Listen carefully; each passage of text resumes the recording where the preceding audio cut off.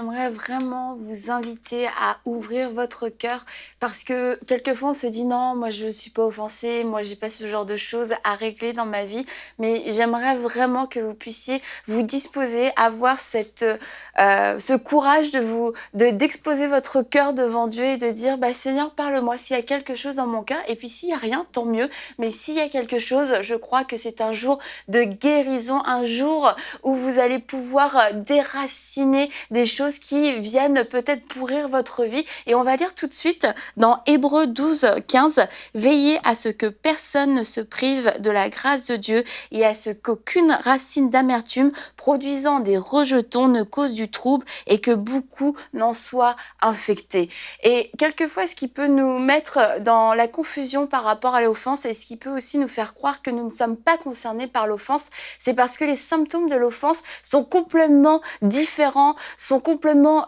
dissociés de façon visible avec l'offense elle-même. Mais la Bible nous dit qu'en fait, ces racines vont commencer à provoquer du trouble, à provoquer du désordre. Et lorsque nous avons des symptômes dans nos vies, nous avons des choses qui ne vont pas, des choses, on a essayé de les régler par différentes façons, on a écouté des enseignements, on a mis en place certaines nouvelles habitudes, on a médité la parole sur ces sujets-là et pourtant le problème persiste. Je vous invite à prendre ce problème et à faire le chemin inverse, à aller à la source, à oser retourner à la source.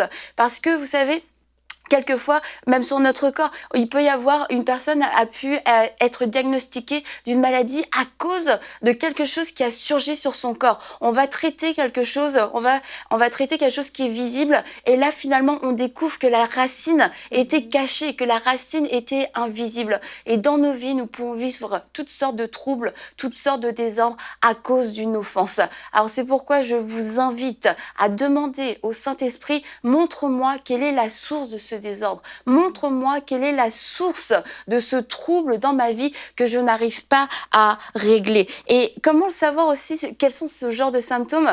Est-ce qu'il y a des situations, il y a des noms de personnes, il y a des choses, à chaque fois que vous en entendez parler, ça provoque quelque chose en vous. Une colère, un chagrin, une tristesse, une réaction, quelque chose, vous voyez les gens autour de vous, ça leur fait rien. Mais vous, on parle de cette chose-là. Peut-être juste un nom d'une personne et à chaque fois, ça vous fait ça vous pique un peu, ça vient vous faire un petit truc.